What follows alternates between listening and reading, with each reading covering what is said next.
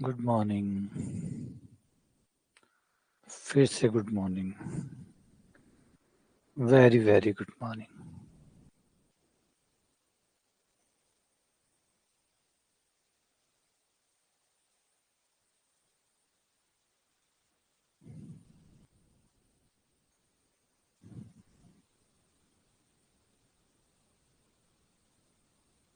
Good morning, good morning, good morning. Very very good morning. Radhe Radhe. जय श्री राधे। जय Shri Krishna.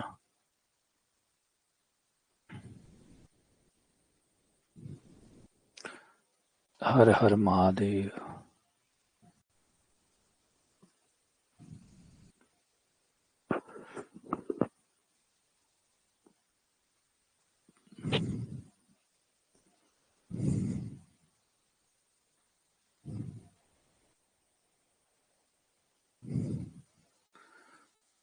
Radhe Radhe Radhe Radhe.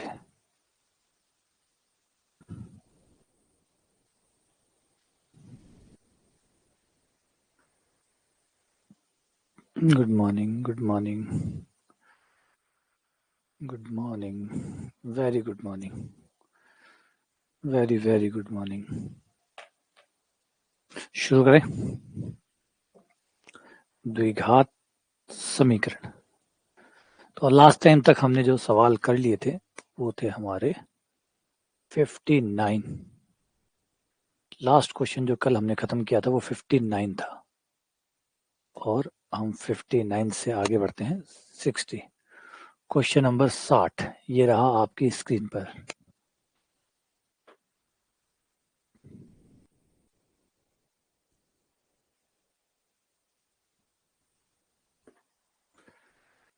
x की power 1/3 plus x की power -1/3 बराबर 2।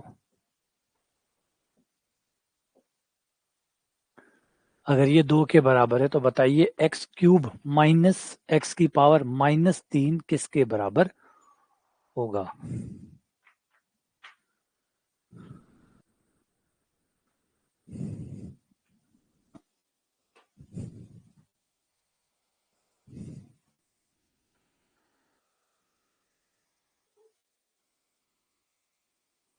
कैसे करोगे इसे? क्या करोगे? तो कुछ सिमिलैरिटी नजर आ रही है, कुछ सिमिलैरिटी नजर आ रही है, समानता नजर आ रही है, कुछ जिसका फायदा उठाया जा सकता है, कुछ समानता जिसका फायदा उठाया जा सकता है। ध्यान से देखिए, ध्यान से देखिए, एक चीज है जो समान है।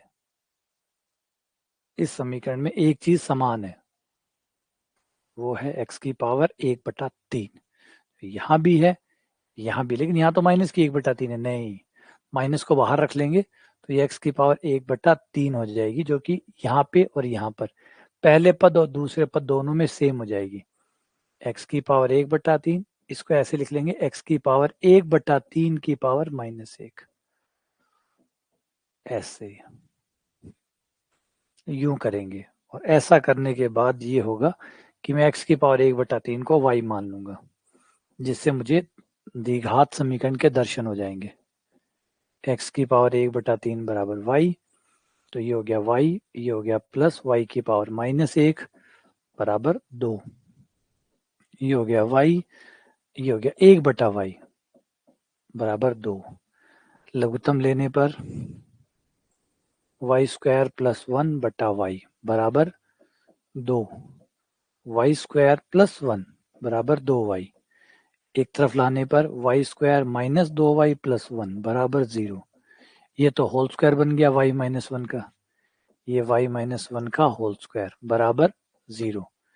तो y-1 स्क्वायर उधर भेजने पर अंडर रूट 0 यानी 0, y बराबर 1। y का मान आ गया 1। y का मान वापस रख के x निकाल लो, y का मान लौटा दो, x पता कर लो। x की पावर 1/3 बराबर y 1 है, तो x की पावर 1/3 बराबर 1, x बराबर 1 की पावर 3, x बराबर 1।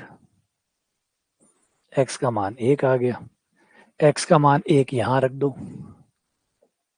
जो निकालना है उसमें, इसमें रखेंगे तो 1 की पावर 3 माइनस 1 की पावर -3। एक तो एक ही रहता है, एक में से एक गया 0। ये आपका आंसर आ गया। सही है।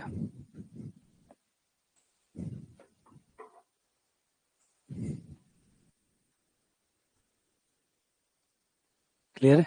बढ़ जाएं आगे। अगला सवाल ये रहा स्क्रीन पर, क्वेश्चन नंबर 61।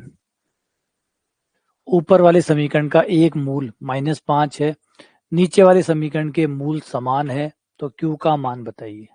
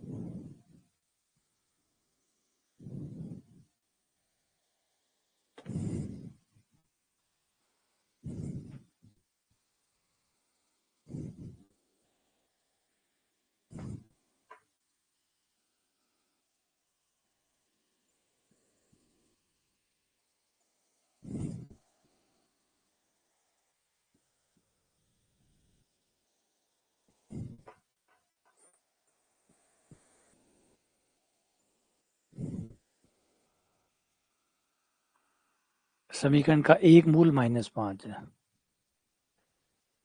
यानी इस समीकरण को -5 संतुष्ट करेगा, क्योंकि मूल है, मूल तो संतुष्ट करता ही है, तो मूल इसको संतुष्ट करेगा।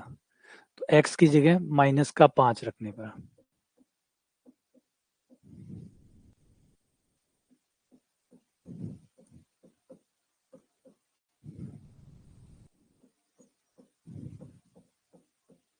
बराबर 0। तो हो गया 25 दूनी 50, -5p -15 बराबर 0। 50 में से 15 गए 35 बराबर 5p, तो p बराबर 7।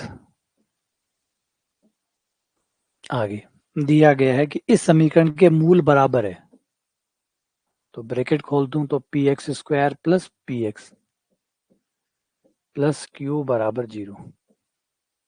इसके मूल समान है। मूल समान होने की शर्त होती है b² बराबर 4ac।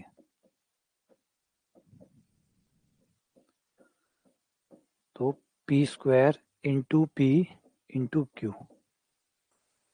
p से p एक काट दो, p बराबर 4q, q बराबर p बटा 4। p का मान 7 है, तो q आ गया 7/4।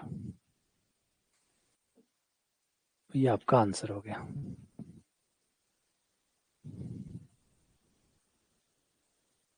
हाँ बिल्कुल था, ऐसा ही था। ठीक है, ये बात ये समझ में आ गया, ये समझ में आ गया।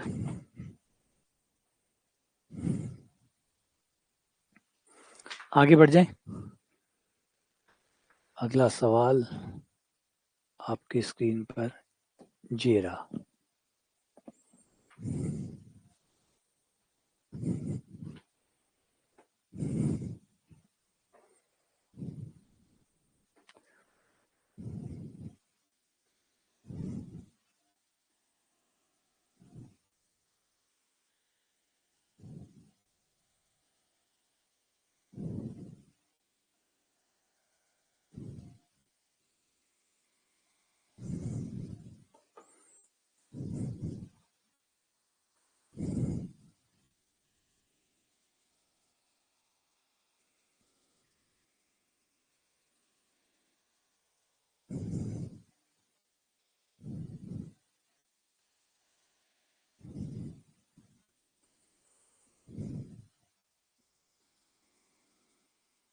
देखो, याद रह गया ना, कल किया था तो आज याद है ना, कल किया था तो याद है। तो यही फायदा होता है रिवीजन का।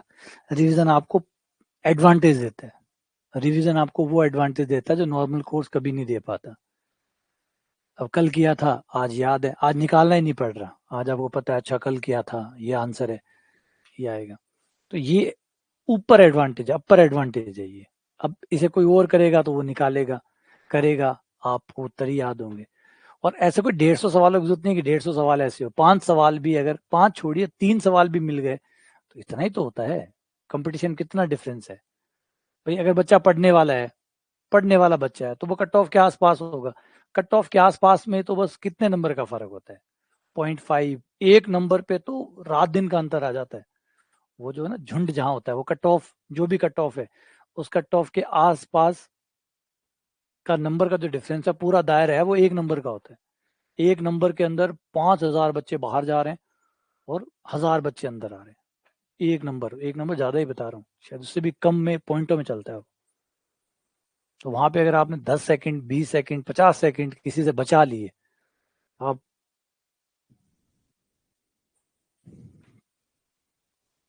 तो ये क्वेश्चन क्या कह रहे हैं कि इस समीकरण के, ये समीकरण इस बहुपद के गुणनखंड ये है, यानी इसके टुकड़े करोगे तो ये आएगा, इसके टुकड़ों में ये आएगा, तो इसके मूल एक ही होंगे, तो इसके मूल निकाल लेंगे हम लोग।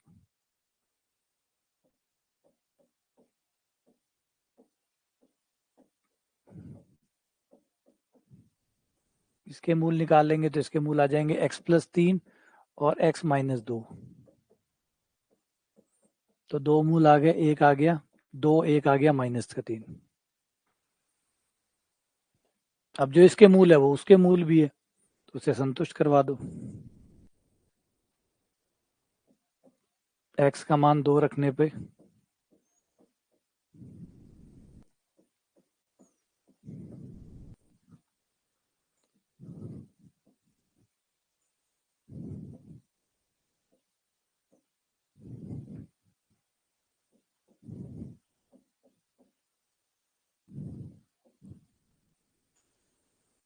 ये 16 दूनी 32 +8 माइनस का 3a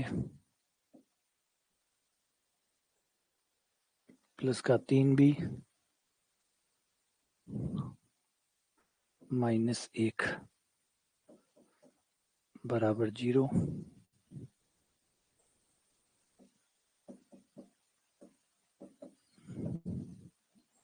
भाग देने पर a माइनस बी बराबर 13। जिनका a और b का अंतर 13 है वही आंसर है। 16 और 3। हाँ, तो ये तो बता रहा हूँ कि कल था ये सवाल, कल ये सवाल था, कल किया हुआ था, तो उसका एडवांटेज आज मिल गया, इसीलिए फटाफट आंसर आ गया कि भाई 16 और 3 आएगा।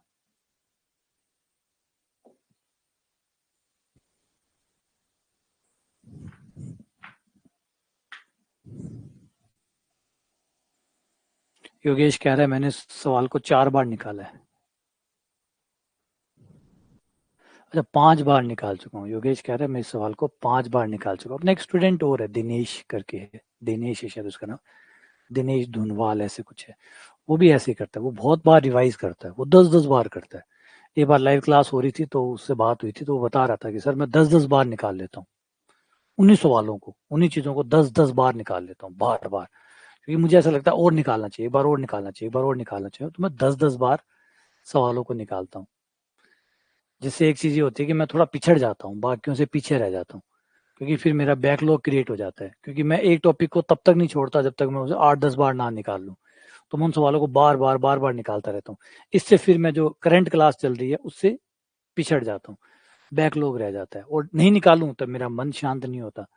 मुझे लगता है कि नहीं, मैंने पूरा रिविजन नहीं किया, पूरा प्रैक्टिस नहीं की, तो मेरे वो प्रॉब्लम है।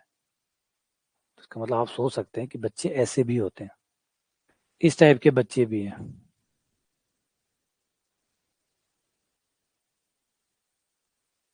जो सवालों को 10-10 बार भी निकालते हैं। हम तो 1 या 2, मैं तो 3 बार रिवीजन के बारे में बोलता हूँ, वो तो 10 बार रिवीजन करते हैं।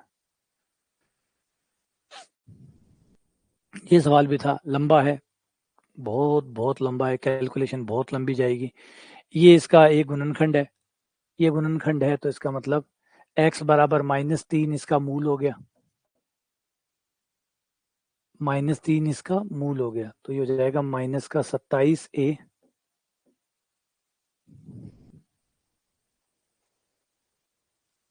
-3 + 9b plus 9b minus 3 plus 2/3 बराबर 0।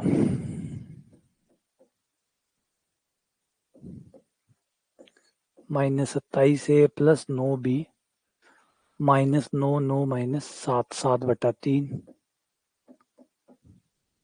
3 से गुणा करने पर -3 से गुणा कर दें आप, 3 से गुणा कर दें 81a प्लस 27b -7 बराबर 0।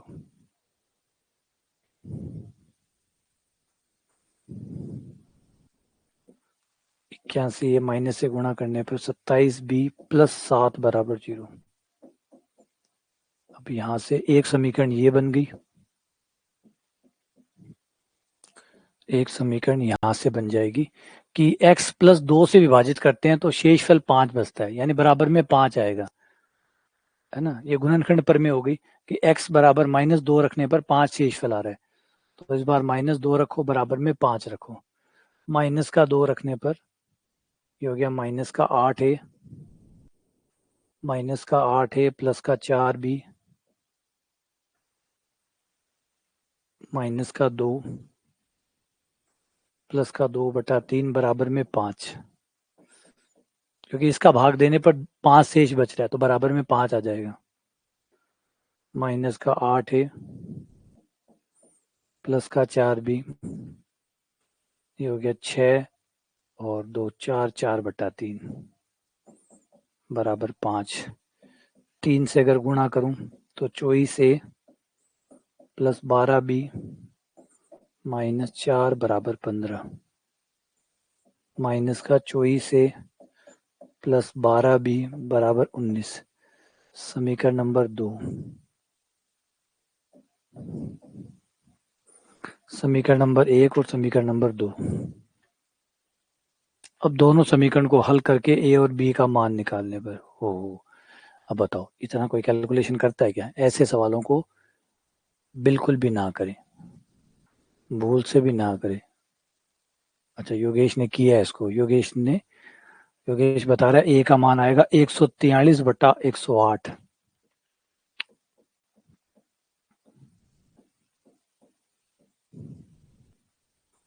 और b का मान आएगा, इन्हें सॉल्व करोगे तो b का मान है 457/108।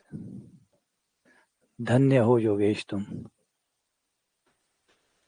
धन्य हो तुम।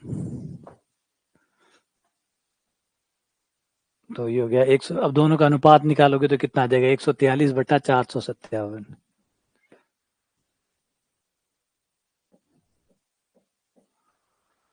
ठीक है ना। तो इस सवालों के लिए डिस्क्लेमर है, ऐसे सवालों को भूल के भी एग्जाम में ना करें, ऐसे सवालों को भूल कर भी एग्जाम में ना करें। इनसे सिर्फ समय की बर्बादी होती है और कुछ नहीं होता, है ना। और इस सवालों के बारे में एक चीज और भी मान के चलिए कि आप इसको सही भी नहीं कर पाते, क्योंकि एग्जाम हॉल में आप में इतना प्रेशर होता है कि कैलकुलेशन, जब आप पे प्रेशर होता है तो आप छोटी छोटी गलतियां करते हैं, छोटी छोटी गलतियां करते हैं, और छोटी छोटी गलतियां मतलब कैलकुलेशन वाली गलतियां, तो कैलकुलेशन वाली गलतियां बढ़ जाती है। तो उस समय किसी कैलकुलेटिव सवाल को करना मतलब आप उस समय वही कर रहे हैं, मतलब जुकाम में कोई दही खा रहा है ना, किसी को जुकाम लगा हुआ है वो दही खा रहा है, तो ये तो खतरनाक हुआ नहीं हुआ। तो ये वैसे ही होता है एग्जाम हॉल में, आप ऑलरेडी प्रेशर में होते हैं। एग्जाम हॉल है भाई, नॉर्मल जगह थोड़ी है, एग्जाम हॉल है तो प्रेशर तो ऑलरेडी आप पे। अब उस प्रेशर में आप कैलकुलेटिव सवालों को चूज कर रहे हैं जहाँ पे आपको कैलकुलेशन करनी है। अब कैलकुलेशन करनी है तो गलतियां भी होंगी, प्रेशर की वजह से गलतियां होंगी तो नंबर कटेंगे, समय भी जाएगा, नंबर भी जाएंगे, दोनों ही नुकसान होगा। हाँ, करने के बाद पता चलता, सही कह रहे हैं, करने के बाद पता चलता अच्छा ये नहीं करना था, ओह मैंने तो कर दिया, मैंने ये क्या कर दिया, है ना। तो ये समझो इस बात को कि भाई एग्जाम हॉल में प्रेशर होता है, प्रेशर में गलतियां होती है, गलतियां छोटी छोटी होती है, छोटी छोटी गलतियां मतलब कैलकुलेटिव मिस्टेक होती है। और कैलकुलेटिव मिस्टेक को रोकने का तरीका, अच्छा तरीका यही है कि आप लोग उन सवालों में ना जाएं जिनमें कैलकुलेशन ज्यादा है।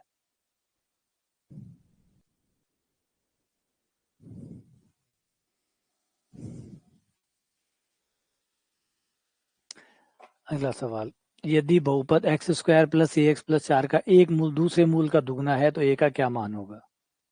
एक मूल दूसरे मूल का दुगना है,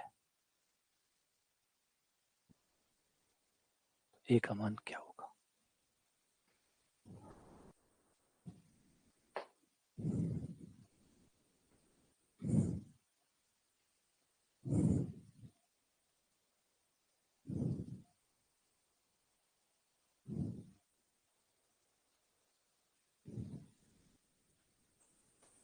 एक मूल दूसरे मूल का दुगना है, तो अगर एक मूल अल्फा है तो दूसरा मूल 2 अल्फा है, क्योंकि एक मूल दूसरे मूल से दुगना है, तो अगर एक को अल्फा लेता हूं तो दूसरा 2 अल्फा हो जाएगा। इन दोनों का योग माइनस बी बटा ए हो जाएगा। इन दोनों का योग बराबर मूलों का योग माइनस बी बटा ए, माइनस बी यानी माइनस का ए का मान 1 माइनस ए, तो 3 अल्फा बराबर हो गया माइनस का ए, या अल्फा बराबर हो गया माइनस का ए बटा 3। ये आपका अल्फा का मान आ गया। अब है मूलों का गुणनफल, पहला मूल गुणा दूसरा मूल बराबर होता है सी बटा ए। सी का मान 4 है, ए का मान 1 है, 4 से 2 कट गया, 2 आ गया। अल्फा का मान रख दो, अल्फा का मान वो रहा ए बटा 3 माइनस ए बटा 3, माइनस ए बटा 3 का स्क्वायर बराबर 2। ये हो गया ए स्क्वायर बटा 9 बराबर 2, ए स्क्वायर बराबर 18, ए बराबर प्लस माइनस रूट 18, ए बराबर प्लस माइनस 9 इंटू 2, 9 का 3 बाहर 2 अंदर। ये आपका आंसर आ गया।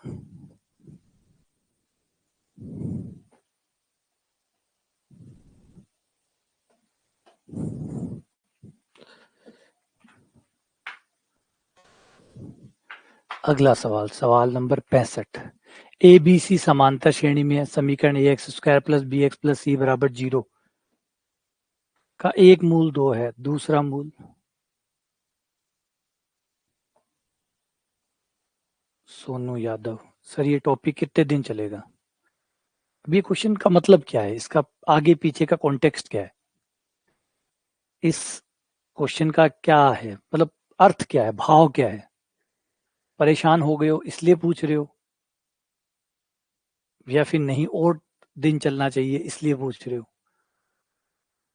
है ना, कई बार आपके सवाल जो होते हैं ना टाइपिंग में, उसमें पता नहीं चलता कि आपका भाव क्या है ना। ये एक सबसे बड़ी विडंबना है, एक समस्या है ऑनलाइन कोचिंग की, उसमें आप मैसेज टाइप करते हैं, मैसेज में ना आगे का प्री टेक्स्ट होता है ना पीछे का पोस्ट टेक्स्ट होता है, तो उसे पता नहीं चलता कि एक्चुअल में आप पूछना क्या चाहते हैं। अब यहाँ पे आपके भाव क्या है कि ये टॉपिक कितने दिन चलेगा, मतलब कि ढाप गया बस अब तो ही बहुत है।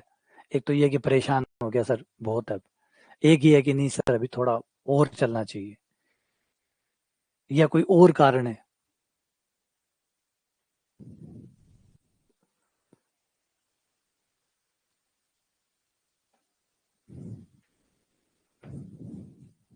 इसलिए शायद ऐसे क्वेश्चनों को मैं अवॉइड करता हूँ, क्योंकि हो सकता है कई बार इसका भी बड़ी दिक्कत आती है। मैं कोशिश करता हूँ कि इन क्वेश्चनों का जवाब ना दूं, क्योंकि इस क्वेश्चन में क्या होता है कि आपका भाव कुछ और होता है, कि भाव तो दिखता ही नहीं ना, वो तो शब्द है, शब्दों में भाव कहाँ है, तो वो भाव दिखता नहीं है, तो मैं किसी और तरीके से समझ लेता हूँ, मैं उत्तर कोई और तरीके से दे देता हूँ।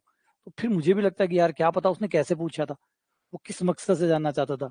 अब मैंने मान लीजिए मैं नेगेटिव तरीके से इसको ले लूँ और मैं नेगेटिव जवाब दे दूँ, वो ज्यादा फिर बुरा हो जाता है। तो ऐसे क्वेश्चनों को मैं ज्यादातर अवॉइड करता हूँ, इसलिए मैं इन क्वेश्चनों के आंसर देता ही नहीं हूँ, कि भाई क्या पता नहीं क्या, मतलब क्या पता अगले के क्या मन में चल रहा हो।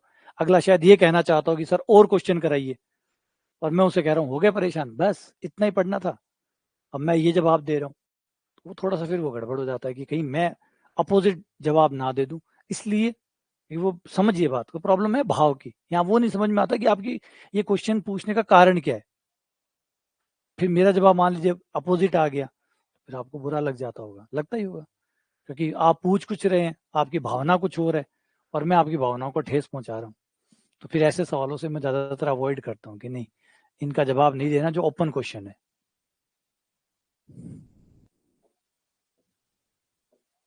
ए बी सी समांतर श्रेणी में, तो बी जो है समांतर श्रेणी में, इसलिए बी बराबर है ए प्लस सी बटा 2, या 2b बराबर हो गया ए प्लस सी।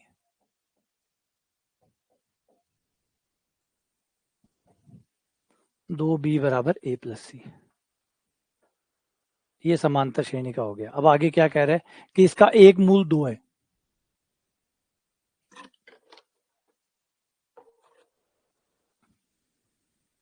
एक मूल 2 है, तो 2 आप यहां रख दो। 2 रखने पर ही हो गया 4a plus 2b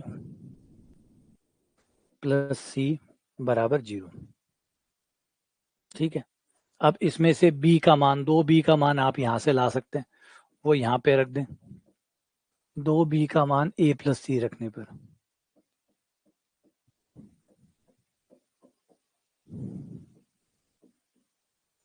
plus 2c बराबर 0, 5a बराबर माइनस का 2c, a बटा सी बराबर माइनस का 2/5, ये a बटा सी का मान आ गया। बस इसको रखो, आगे बढ़ते हैं। मूलों का गुणनफल, अगर इसके मूल अल्फा बीटा है तो मूलों का गुणनफल अल्फा गुणा बीटा बराबर होता है सी बटा ए। सी का मान नहीं पता, ए का मान भी नहीं पता, सी की जगह सी और ए की जगह ए है। अल्फा का मान पता है, एक मूल हमें पता है जो कि 2 दी है, वो 2 हो गया, 2 गुणा बीटा, सी बटा ए का मान वहां से ले लो, ए बटा सी का मान है तो उल्टा कर दो, माइनस का 5/2, बीटा बराबर 2 का भाग लग गया, माइनस का 5/4, माइनस का 5/4।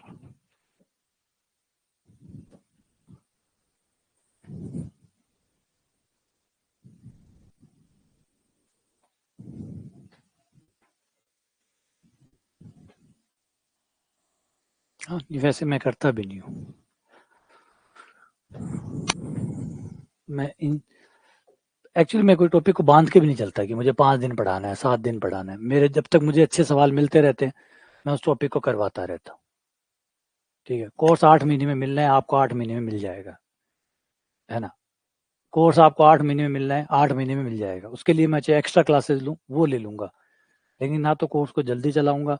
पूरे कोर्स में जितने क्वेश्चन मुझे करवाने हैं उतने मैं करवाऊंगा।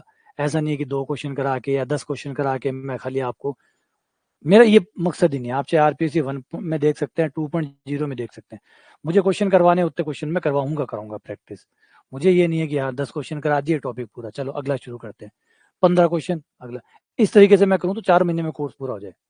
लोग तो 8 महीने लेते हैं उसको, मैं 4 महीने में पूरा करा दूं। अगर 10-10, 15-15 वो जो क्वेश्चन कराते हैं उतने ही क्वेश्चनों से मैं टॉपिक पूरा कराऊं तो मैं 4 महीने में करवा दूं। लेकिन मेरे क्वेश्चन हमेशा ज़्यादा होते हैं, बहुत ज़्यादा होते हैं कंपेयर टू किसी भी अदर कोचिंग से।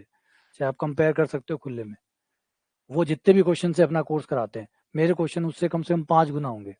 जिस पे मेरा कोर्स होता उतना ही है। 8 महीने में वो कराते हैं, मैंने तो पिछले शायद 7 सवा 7 महीने में करा दिया था। अगर 8 महीने मैं कराऊँ, 8 महीने वो कराए, फिर भी क्वेश्चन डबल 5 गुना होंगे कम से कम। तो आगे चलते हैं, क्वेश्चन नंबर 66 पे आता है। बहुत प्यारा क्वेश्चन है, बहुत बहुत बहुत प्यारा क्वेश्चन है।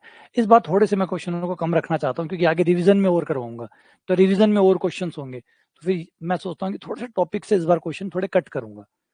टॉपिक से इस बार क्वेश्चन थोड़े से कट करूंगा क्योंकि रिवीजन भी एक आपका एक कोर्स और आएगा जिसका नाम रिवीजन कोर्स होगा।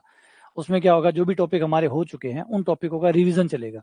रिवीजन मतलब उनमें भी जो मिक्स टाइप के क्वेश्चन है आपके, जो जो टॉपिक जैसे आंशिक अवकलन हो गया, जैसे ये हो गया, इनके मिक्स क्वेश्चन चलेंगे। तो फिर उसमें आपको वो मिक्स क्वेश्चन की प्रैक्टिस भी होती रहेगी, तो उस समय ये क्वेश्चन और हो जाएंगे। प्लस अभी आप देख रहे हैं संस्कृत एक्सप्रेस में भी कम से कम 30 क्वेश्चन इस टॉपिक के होंगे, तो यहाँ से होंगे, वहां से 30 मिल जाएंगे, कितने हो गए 70, मान लीजिए ये 70 होते हैं, 30 वो हो गए कितने 110, 100 हो गए, 100 ये हो गए, प्लस रिवीजन में हो जाएंगे, रिवीजन चलेगा उसमें हो जाएंगे, उसमें आराम से 30-40 क्वेश्चन उसमें हो जाएंगे 140, प्लस पीवाईक्यू चलेगा आपका, एक प्रीवियस ईयर क्वेश्चंस का क्लास चलेगी, उसमें भी टॉपिक आएंगे, ये वाले आएंगे, तो सवाल तो आएंगे हर पेपर में, ये 5 सवाल आएंगे। और मान लीजिए 10 पेपर करवाते हैं या 10 पेपर करते हैं तो 50 क्वेश्चन वहां से हो जाएंगे, यानी द्विघात समीकरण के आपको 200 क्वेश्चन मिल जाएंगे आरपीएससी 3.0 में। 2.0 1.0 अलग पड़ी है, वो देखना चाहो तो वो पढ़े, फाउंडेशन देखना चाहो तो वो पढ़े। तो यानी एक टॉपिक पर अंदाजन मेरे ख्याल से द्विघात समीकरण पे भी आपको टोटल मिला लूं, जोड़ मिला लूं, प्लस टेस्ट सीरीज तो भूल ही गया, टेस्ट सीरीज के क्वेश्चन अलग है, पुरानी टेस्ट सीरीज भी जो नई आएगी उस टेस्ट सीरीज के भी सब मिला लूं टोटल, तो आपको एक टॉपिक पे 1000 क्वेश्चन मिल जाएंगे। 1000 बहुत ज्यादा है यार, है ना, बहुत ज्यादा है 1000 क्वेश्चन, सोचो।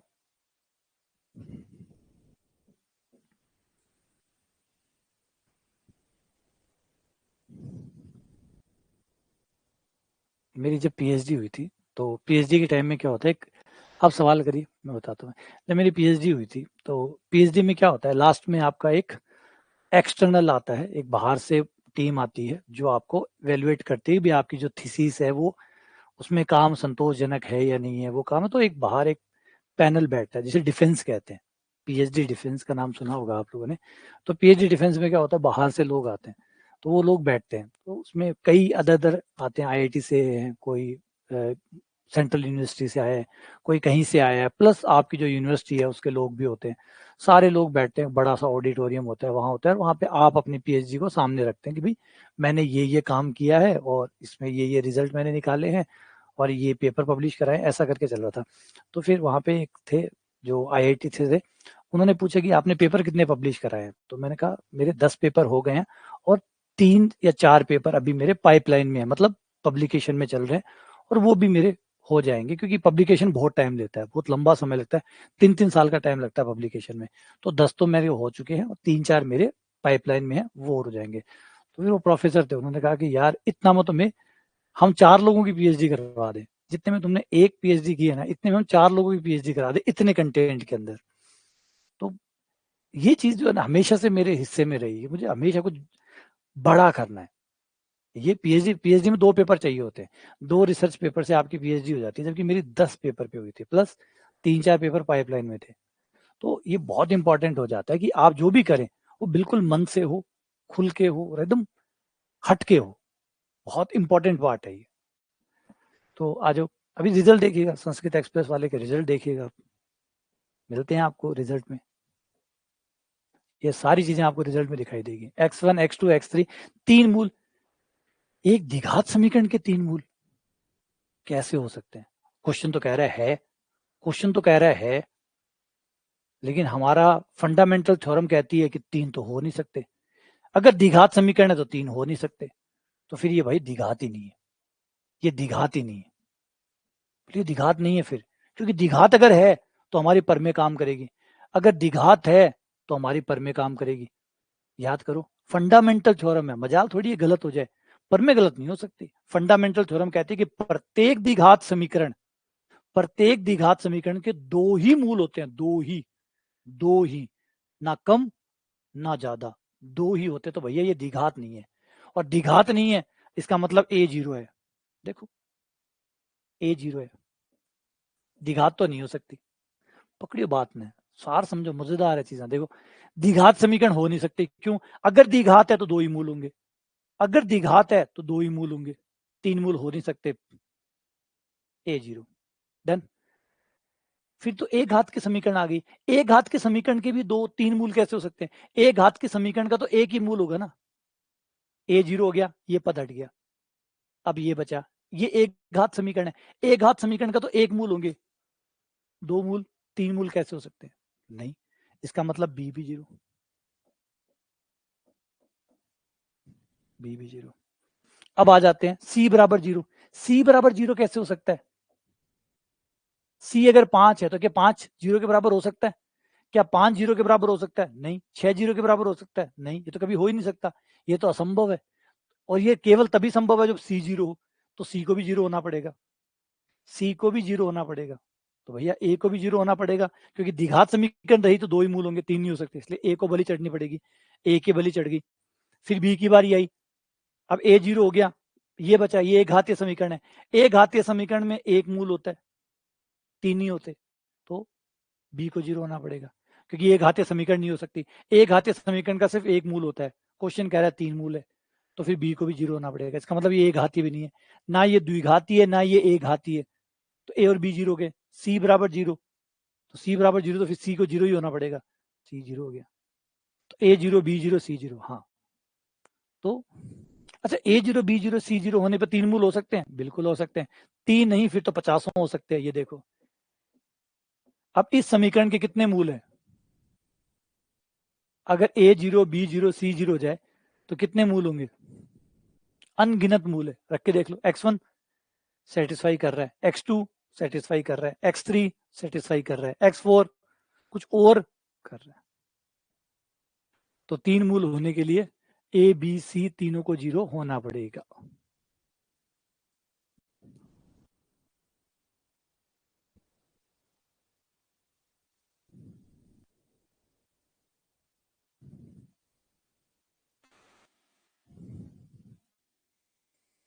देखा कितना प्यारा सवाल है, कितना प्यारा सवाल बनाया बंदे ने, कितना जबरदस्त सवाल, अलग सोच के साथ ये सवाल बनाया गया।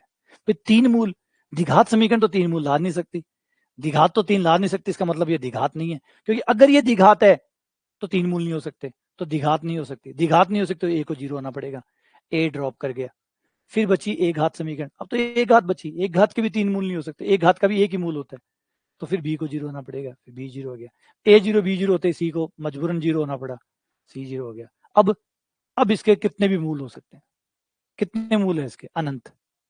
अब अनंत मूल है, तो ऐसा होगा। अगर किसी द्विघात समीकरण के 3 मूल हो गए तो ऐसा होगा, है ना। जोरदार सवाल है, भयंकर वाला, कमाल का सवाल था ये सवाल। 2 + 1/2 + 1/2 + 1/2 + 1/2 + 1/2, इसको कहते हैं कंटिन्यूअस फ्रैक्शन, कंटिन्यूअस फ्रैक्शन।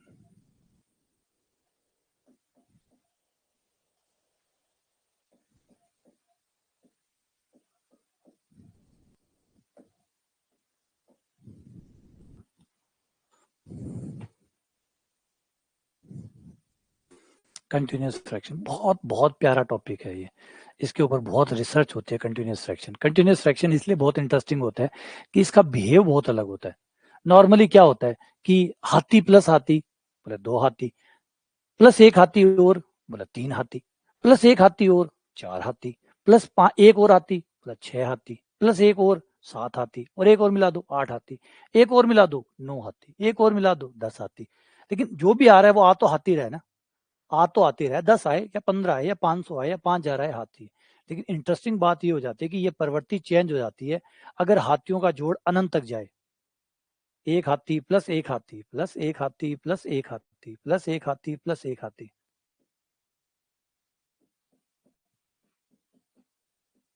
और ये अनंत तक चलता जाए। अब आप बराबर में ये नहीं कह सकते कि हाथी आएगा। कई बार अनंत जो है ना प्रवृत्ति चेंज कर देता है, अनंत प्रवृत्ति चेंज कर देता है। अगर हाथी 50 हाथियों को जोड़ोगे तो 50 हाथी आएंगे, 1000 हाथियों को जोड़ोगे तो 1000 हाथी आएंगे, 1 लाख हाथियों को जोड़ोगे तो 1 लाख हाथी आएंगे। लेकिन अनंत तक अगर जोड़ते चले गए तो फिर हाथी बनेगा, इसकी कोई गारंटी नहीं है।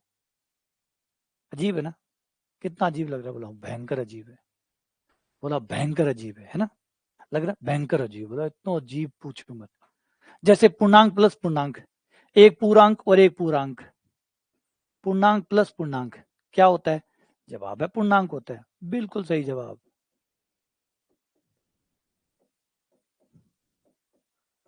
पूर्णांक प्लस पूर्णांक इक्वल्स टू पूर्णांक होता है। फिर एक पूर्णांक जोड़ दूं तो बोला पूर्णांक ही आएगा, क्योंकि ऑब्वियसली बात है पूर्णांकों में कुछ भी जोड़ोगे पूर्णांक ही आएगा। ये ले लो, ये होता है पूर्णांक। अब यहां से मैं कोई भी 2 पूर्णांक उठाऊं और उनको जोड़ूं, है ना, अगर मैं इनको जोड़ूं तो पूर्णांक आएगा। कोई भी 2 उठाइए जोड़िए पूर्णांक आएगा, इनमें से कोई आएगा। इनमें से किसी भी 2 को लेके मैं जोड़ूं तो इनमें से कोई ना कोई आएगा, मतलब पूर्णांक प्लस पूर्णांक मतलब पूर्णांक। फिर दोबारा जोड़ो पूर्णांक पूर्णांक पूर्णांक पूर्णांक पूर्णांक। लेकिन अगर आपने इसको अनंत तक जोड़ा, अनंत तक जोड़ा, तो फिर कोई गारंटी नहीं है कि वो पूर्णांक आएगा। क्या अनंत पे बिहेव चेंज हो जाता है, बहुत सारी चीजों का बिहेवियर चेंज हो जाता है। ये सबसे ज्यादा इंटरेस्टिंग कहानी है और सबसे ज्यादा पजलिंग प्रॉब्लम है कि भाई ऐसा क्यों होता है कि अनंत पे जाते ही वो अपना मूल रूप खो देती है, अपना मूल अस्तित्व खो देती है। पूर्णांक प्लस पूर्णांक पूर्णांक होता है। आप इसको हजारों बार दोहराइए, लाखों बार दोहराइए, करोड़ों बार दोहराइए, करोड़ों करोड़ों करोड़ों करोड़ों बार दोहराइए, वो बना रहेगा। लेकिन अनंत बार दोहराया फिर गारंटी ना है, फिर भाई कुछ भी हो सकता है, फिर मालिक जाने, फिर राम मालिक है ना। एग्जाम्पल के तौर पे छोटा सा एग्जाम्पल आप रामानुजन सम का ले सकते हैं। 1+2+3+4 से लेकर, अगर मैं n तक जोड़ रहा हूं तो ये आ जाएगा n+1/2। जो भी जोड़ोगे वो पूर्णांक आएगा, ठीक है। लेकिन अगर आप इसे अनंत तक ले गए, 1+2+3+4 डैश डैश डैश अनंत तक ले गए, तो जोड़ आएगा -1/12। है -1/12, -1/12, माइनस कहां से आ गया? तो सब प्लस के हैं, सब प्लस के हैं तो जोड़ प्लस का आएगा ना, सब प्लस के हैं तो जोड़ प्लस का आएगा ना। और फिर सब पूर्णांक है, 1/12 कहां से आ गया? देखा, चेंज हो गया ना। ये है अनंत का खेल, अनंत पे चीजें बिगड़ जाती।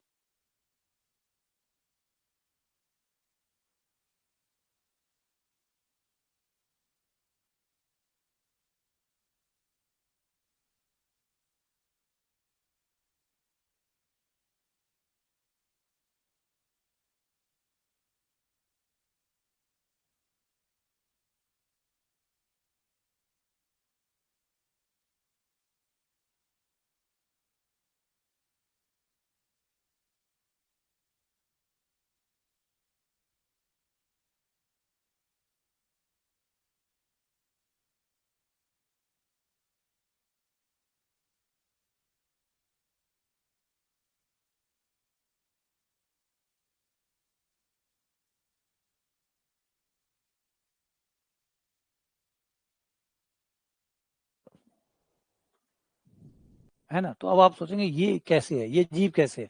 अजीब ये है कि अनंत पे जाने के बाद में बिहेवियर बहुत बदल जाता है, क्योंकि अनंत का बहुत अलग खेल होता है।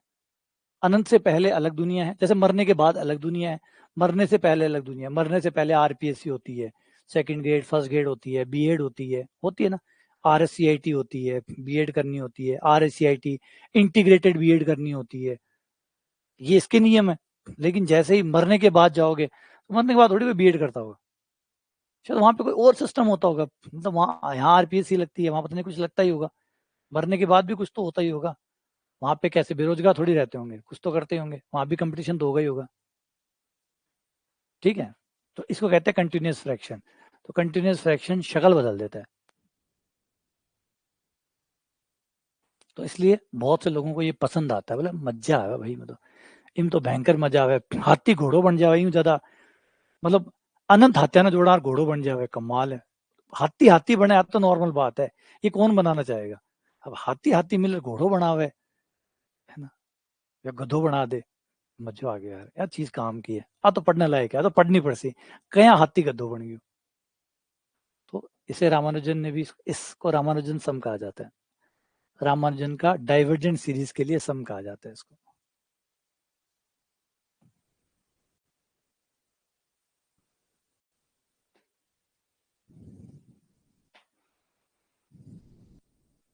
हाँ, पता नहीं नरक होता है नहीं होता, क्या पता नरक होता है नहीं होता, वहां पे भी कुछ तो सिस्टम होता ही होगा। देखो, इस सवाल को क्या करेंगे, इसको बराबर में मानेंगे एक्स, बराबर में मानेंगे एक्स कि ये एक्स है, और अनंत तक जा रहा है ये भैया, तो जहां से रिपीट करना शुरू करे वहां से वापस एक्स रख दो। दो पहली बार आ रहा है, प्लस पहली बार, वन पहली बार, भाग पहली बार, यहां से रिपीट हो गया, बस जहां से रिपीट हो गया वहां से चेन को खत्म कर दो, वापस एक्स रख दो।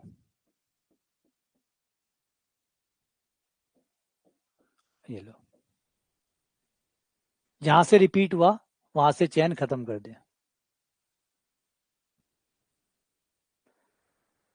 एक्स बराबर 2 + 1/x, अब एक्स से गुणा कर दो, ये हो गया। x से समीकरण को गुणा कर दिया, पदों को एक तरफ कर दो।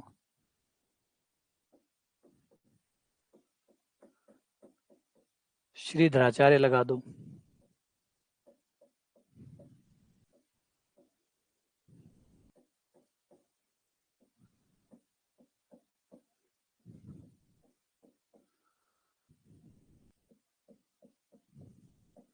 एक प्लस माइनस अंडर दो, तो ये प्लस वाला जो उत्तर है वो हो गया, माइनस वाला नहीं आएगा, ये उत्तर आ जाएगा। माइनस वाला क्यों नहीं आएगा? क्योंकि ये सब चीजें प्लस में चल रही है, ये सब प्लस में चल रहा है, तो उत्तर भी प्लस में आएगा, उत्तर भी प्लस में आएगा। तो माइनस वाला जो होगा वो नहीं आएगा, क्योंकि माइनस वाले में क्या आएगा, एक माइनस अंडर दो, एक माइनस अंडर दो का मान होता है 1.414, उसमें से घटाओगे तो माइनस का 0.4 आ जाएगा।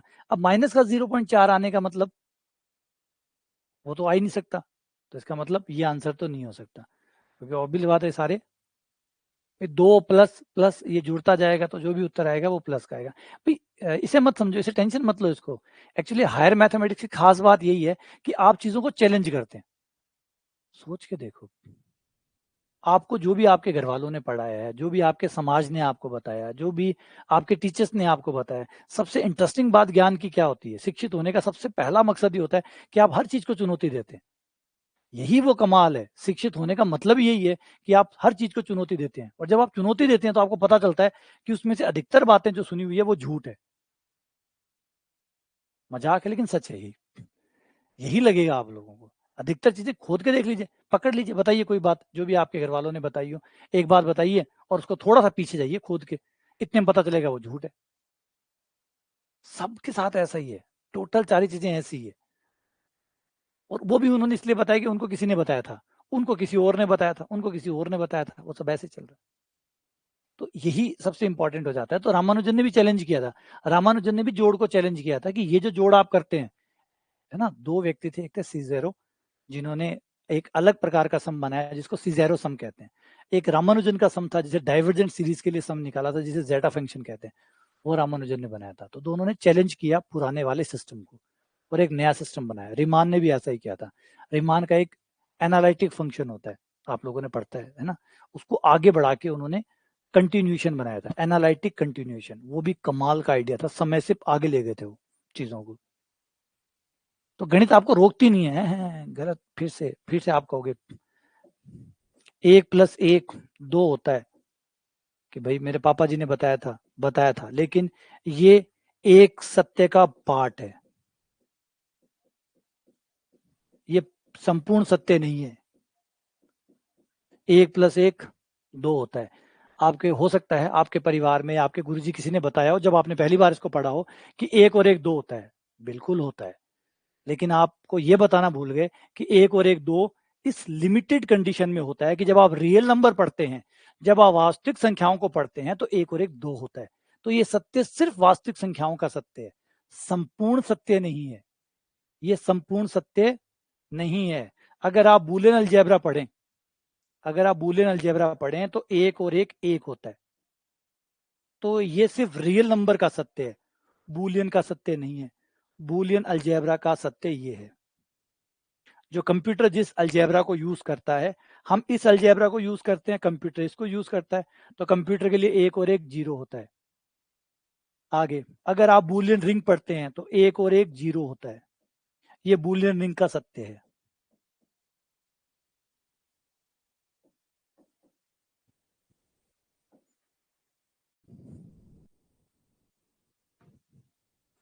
ये बूलियन रिंग का सत्य है।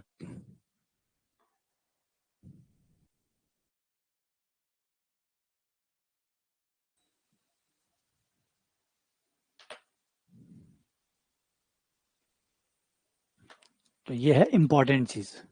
इसलिए कोई भी ऐसा सत्य नहीं है जो एब्सोल्यूट है, जिसको बढ़ाया ना जा सके, जिसको चैलेंज ना किया जा सके, जिसको और स्थिति में अलग ना बनाया जा सके। ये समझने वाली बात है, ये सब सत्य है ना। जैसे क्रिकेट में ये वाली बॉल सत्य है, फुटबॉल में ये वाली बॉल सत्य है। फुटबॉल में बॉल का मतलब ये होता है ना, जब आप फुटबॉल खेल रहे हो और मैं बोलूं बॉल, तो उसका मतलब ये होता है। क्रिकेट के लिए ये होता है। क्रिकेट के लिए बॉल का मतलब ये है, फुटबॉल के लिए ये। कौन सा सही है और कौन सा गलत है? कौन सी बॉल गलत है और कौन सी बॉल सही है? सही है। अगर आप पोलो मतलब उसको क्या कहते हैं, नाम भूल गया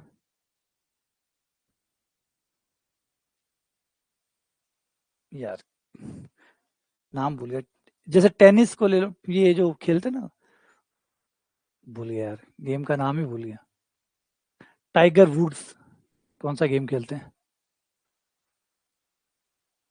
कौन सा खेल, वो खेलते जोर से बॉल को मारते हैं, उसमें छोटी सी बॉल होती है इतनी सी। अगर आप टेबल टेनिस खेलते हैं, गोल्फ, हाँ देखो नाम से, गोल्फ, गोल्फ में ये सत्य है, गोल्फ में बॉल का मतलब ये है, गोल्फ में ये बॉल होती है, क्रिकेट की बॉल ये होती है, फुटबॉल की बॉल ये होती है, और शायद टेबल टेनिस जो खेलते हैं उनकी बॉल ये होती है। बताओ कौन सी बॉल बॉल है? सारी बॉल बॉल है। कोई भी बॉल एक से दूसरी जगह काम नहीं आ सकती। फुटबॉल से आप टेबल टेनिस नहीं खेल सकते, और जिसे टेबल टेनिस खेलते हैं उससे फुटबॉल नहीं खेल सकते। टेबल टेनिस वाली से फुटबॉल नहीं खेल सकते, और फुटबॉल वाली से टेबल टेनिस नहीं खेल सकते। तो कौन सा गलत, कौन सी बॉल गलत है? कोई सी गलत नहीं है, सबकी सब सही है। बस यही गणित का रूप है, सब सही है। ये फुटबॉल का सच है, ये क्रिकेट का सच है, ये गोल्फ का सच है ना। ये गणित आपको आगे बढ़ाती है कि सत्य नाम की कोई चीज है ही नहीं। एक पर्टिकुलर केस का एक पर्टिकुलर सत्य होता है, स्पेशल केस का स्पेशल सत्य।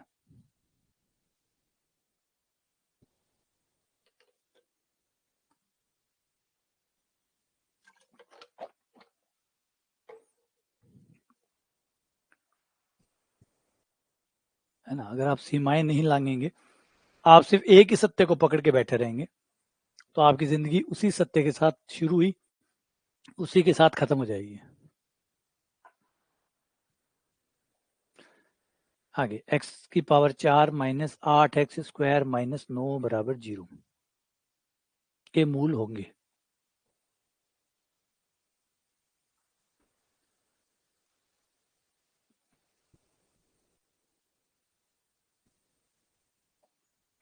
तो इसमें क्या करना है, ये भी द्विघात समीकरण है, लेकिन पहले x² को y मानकर इसे द्विघात में कन्वर्ट करो। x² को y माना, x की पावर 4 है, 4 को आप ऐसे लिखोगे x की पावर 2 की पावर 2, x की पावर 2 की जगह y आ गया, y² माइनस 8y माइनस 9 बराबर 0, y² minus 9y plus y minus 9 बराबर 0, y plus 1 y minus 9।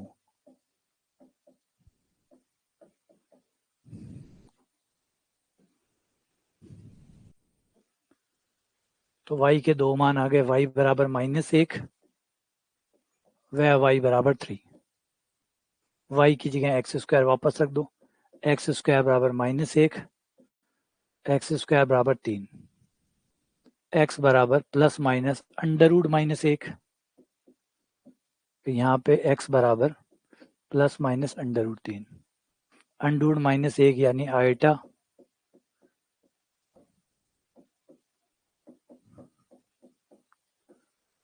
Plus minus iota और प्लस माइनस अंडर रूट 3। ऐसा इसमें से 9 था ना, हाँ 9 था, 3 तो था ही नहीं।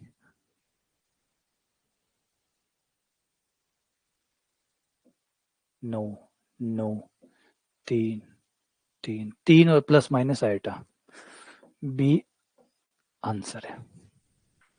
सही है। बढ़ जाएं आगे, आगे बढ़ जाएं।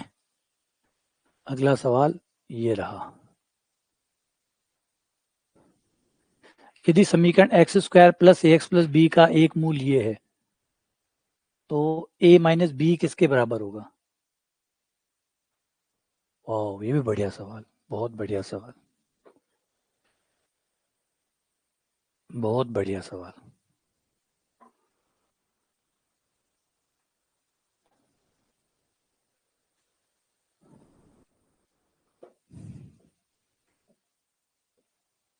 पहले तो इसकी शक्ल देखो, ये मूल इतना अजीबोगरीब क्यों लिखा है।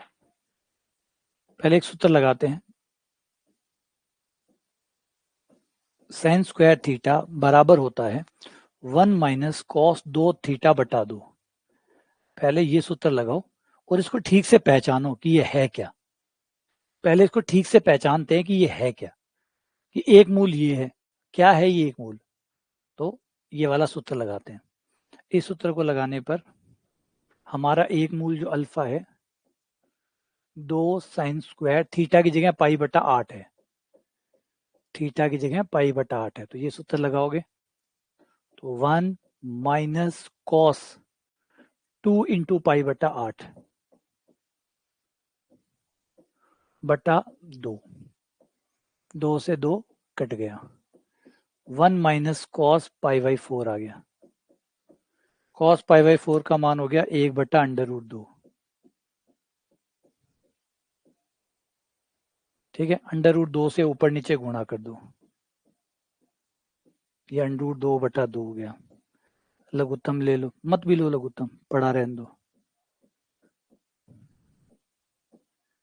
ये आपका एक मूल आ गया। अगर एक मूल ऐसा है तो दूसरा मूल भी ऐसा ही होगा, है ना। एक मूल ऐसा है तो दूसरा मूल भी ऐसा ही होगा, क्योंकि मूल जो है वो ए बी जो है वो परिमेय संख्याएं हैं।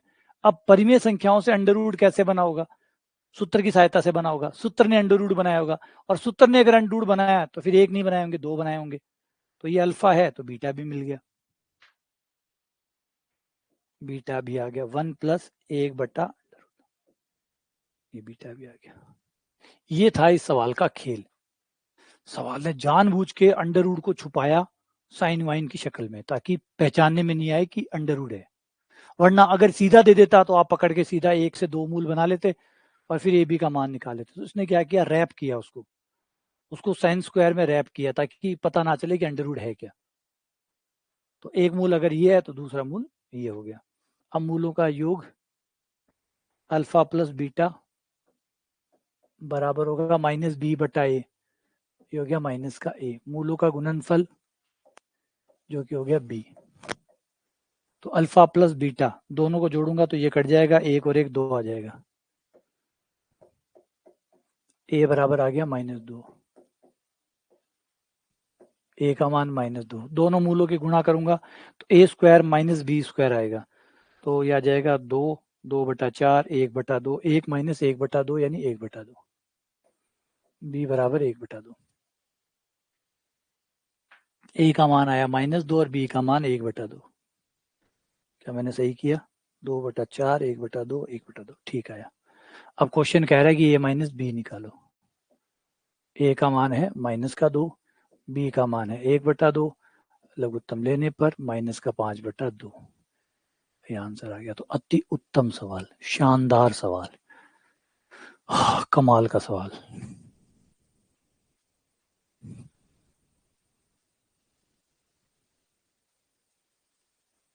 अब यही करना पड़ता है, सवालों को घुमाना पड़ता है, तो सवालों की शक्ल बदलता है, सवाल ऐसे बनाता है जो देखने में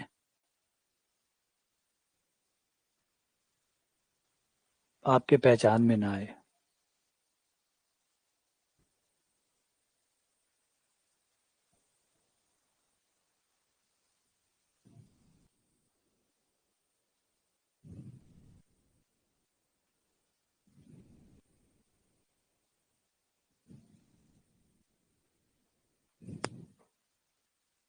सही है।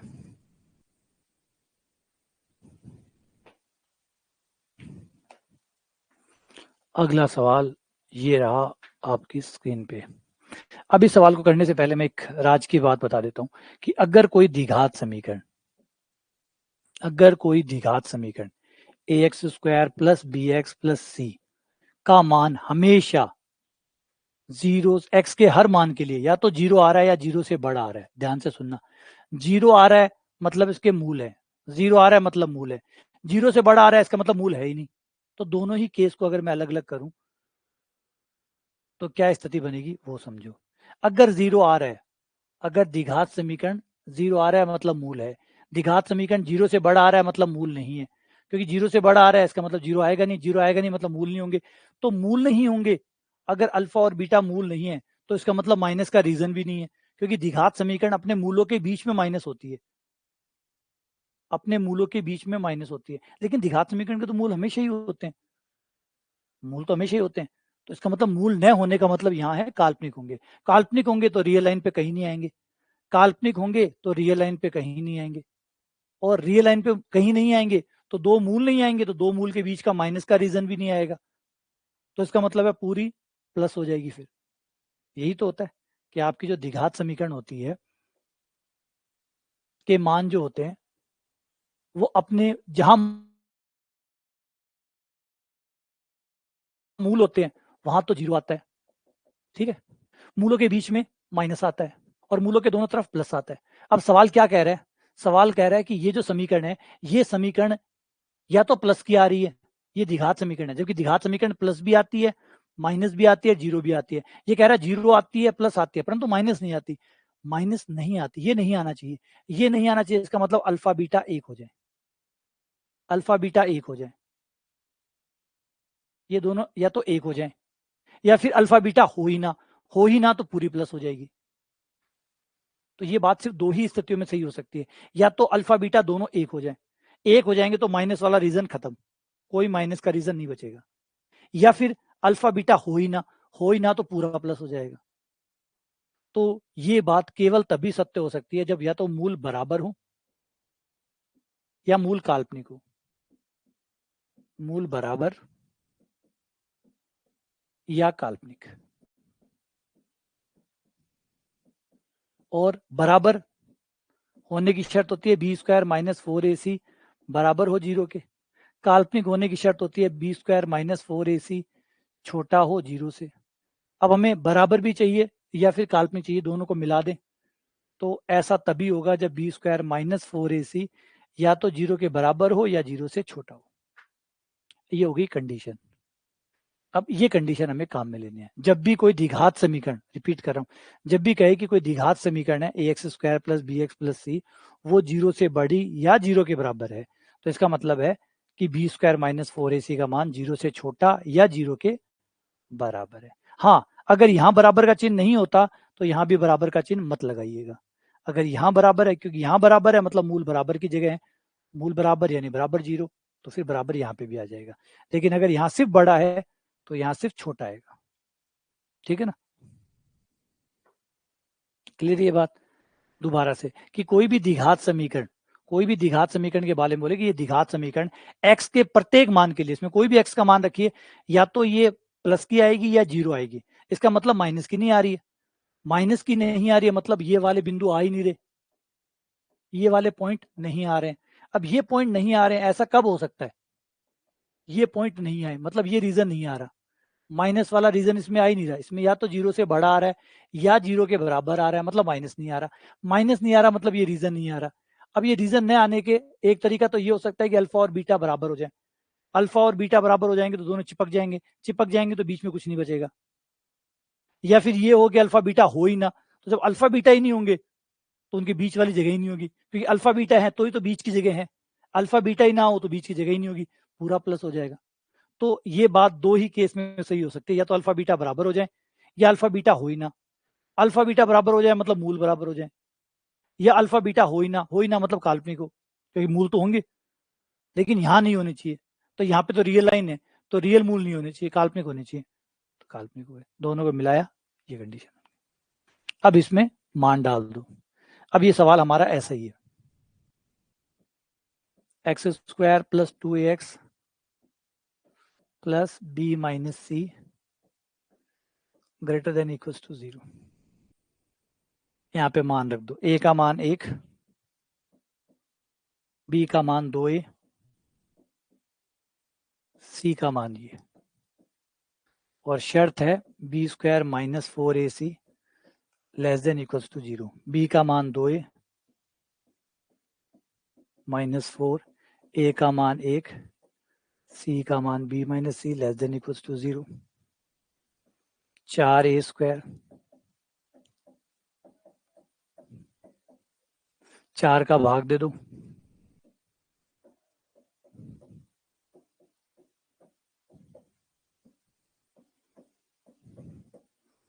ए स्क्वायर छोटा होगा बी माइनस सी से, ए स्क्वायर छोटा होगा बी माइनस सी से।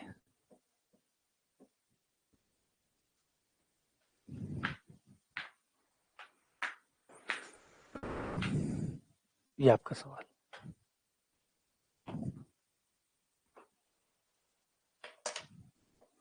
नेगेटिव हमेशा मूल के बीच में आता है। कोई द्विघात समीकरण होती है, द्विघात समीकरण के मूलों के बीच में हमेशा बहुपद, हमेशा द्विघात समीकरण का मान माइनस होता है, उनके बीच में माइनस होता है, उनके दोनों तरफ प्लस होता है, साइन चेंज होता है। अगर द्विघात समीकरण की शक्ल देखो तो आपको ये बात अजीब नहीं लगेगी। कैसे नहीं लगेगी?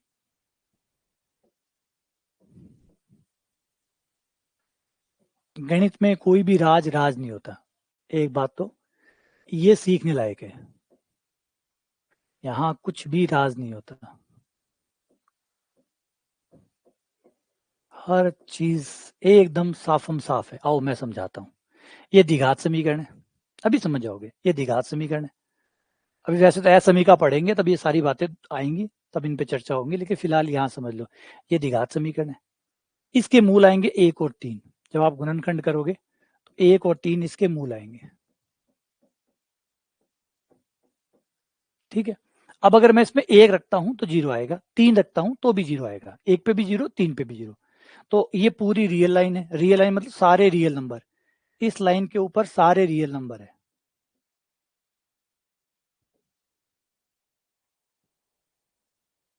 इस ये रियल लाइन होगी। रियल लाइन का मतलब माइनस अनंत से लेकर प्लस अनंत तक आपकी ये लाइन चल रही है। अब इस लाइन पर एक है और एक 3 है, यहाँ 1 ले लिया, यहाँ 3 ले लिया, हो गए।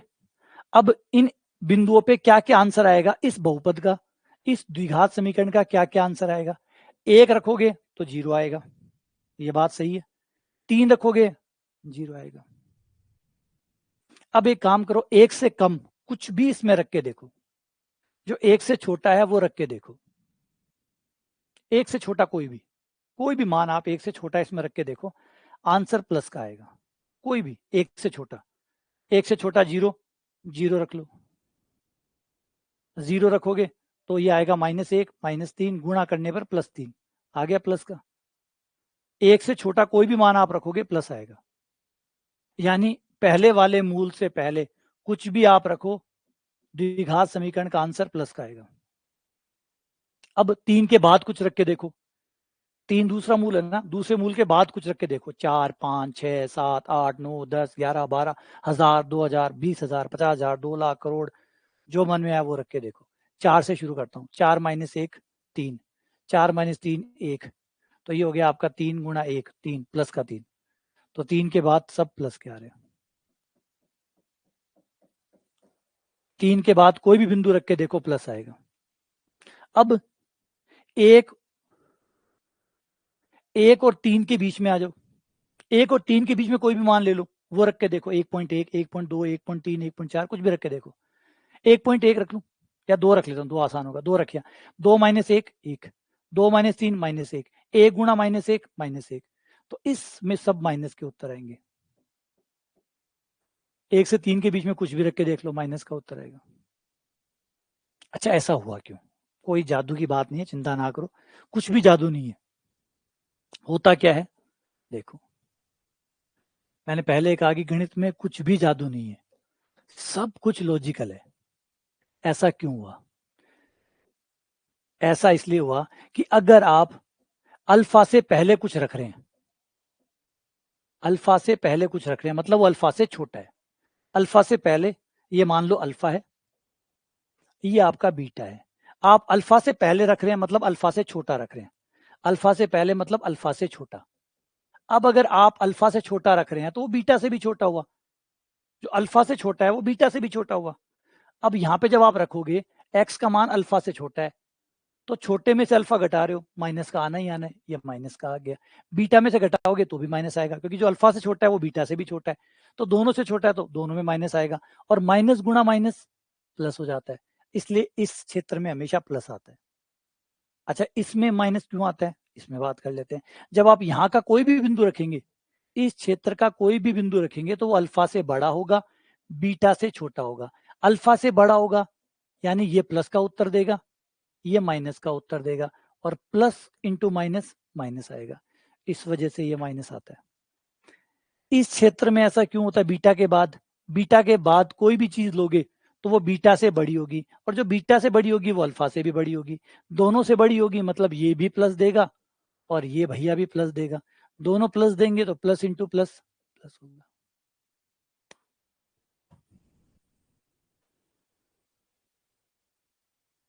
ये कारण है, इस वजह से ऐसा होता है। तो कोई बड़ी बात नहीं है, कोई चमत्कारी चीज नहीं है गणित में, हमारे पास कोई चमत्कार नहीं है, हमारे पास जो है वो पूरे तरीके से लॉजिकल है।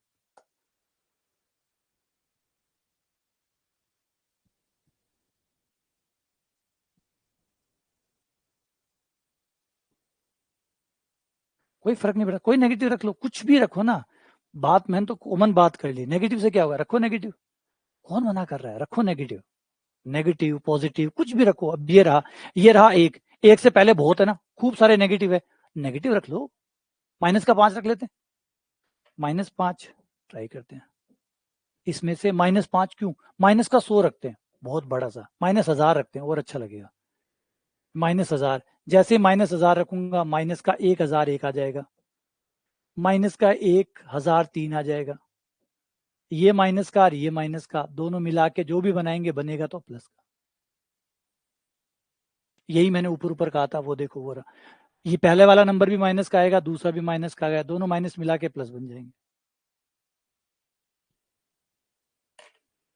तो इस वजह से कभी भी आप चाहे कुछ भी ले ले, ये रीजन यही बना रहेगा।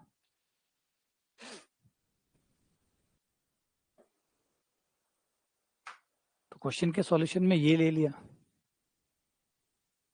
द्विघात समीकरण का मान नेगेटिव नहीं आ सकता, द्विघात समीकरण का मान 0 हो सकता है, प्लस का हो सकता है, लेकिन अगर माइनस का है इसका मतलब उसके दो मूल है, क्योंकि दो मूल नहीं होंगे तो फिर माइनस का रीजन बन ही नहीं सकता। माइनस का रीजन किसके बीच में बनता है? दो मूलों के बीच में बनता है। अगर द्विघात समीकरण के दो मूल नहीं है, और कभी भी कोई भी द्विघात समीकरण हमेशा माइनस की नहीं हो सकती, हमेशा माइनस होने का मतलब समझते हो? हमेशा माइनस होने का मतलब है ये रीजन हमेशा माइनस का हो, ये रीजन हमेशा माइनस हो, उसका मतलब अल्फा बीटा अनंत होने चाहिए, अल्फा माइनस का अनंत हो, बीटा माइनस का अनंत हो, तभी कोई द्विघात समीकरण हमेशा माइनस की हो सकती है। तो कोई भी द्विघात समीकरण हमेशा माइनस की नहीं हो सकती, हमेशा प्लस की हो सकती है, कि अल्फा बीटा हो ही ना तो हमेशा, या अल्फा बीटा बराबर हो जाए, अल्फा बीटा बराबर हो जाए तो प्लस और जीरो हो सकती है। आप क्या कह रहे हैं? आप कह रहे हैं हमेशा नेगेटिव, हमेशा नेगेटिव होने का मतलब है ये जो रीजन है इनके बीच वाला, ये बचे, प्लस वाला ना बचे, इसका मतलब आपके मूल अनंत हो, आपका एक मूल माइनस का अनंत हो और एक मूल प्लस का अनंत हो, तभी सारा नेगेटिव हो सकता है। ऐसा हो नहीं सकता, क्योंकि मूल माइनस अनंत नहीं हो सकते। इस वजह से कोई भी द्विघात समीकरण सदैव माइनस की नहीं हो सकती, सदैव, वो कुछ प्लस होगी कुछ माइनस होगी। हाँ, सदैव प्लस हो सकती है, ऐसा संभव है, सदैव प्लस और जीरो हो सकती है, ये संभव है, सदैव खाली नेगेटिव हो ये संभव नहीं। ठीक है,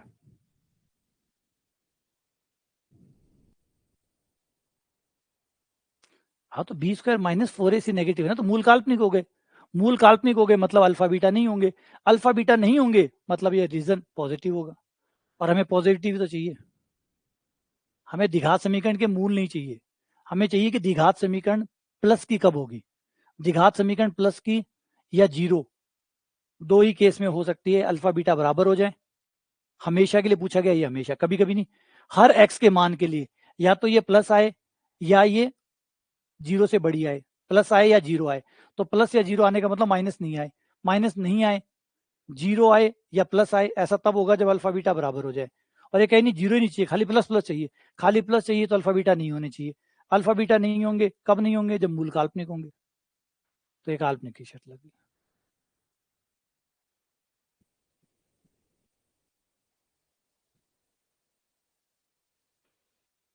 ठीक है, चलो, मुझे नहीं समझ में आ रहा होगा तुम्हें, शायद हो सकता है तुम कुछ और समझाना चाह रहे हो, मुझे नहीं आ रहा होगा, तो चलो क्लास को ओवर करते हैं यहाँ पे, मिलते हैं आप लोगों से अगली क्लास में, ठीक है, और इसी के साथ में क्वाड्रेटिक को कंप्लीट करते हैं बस।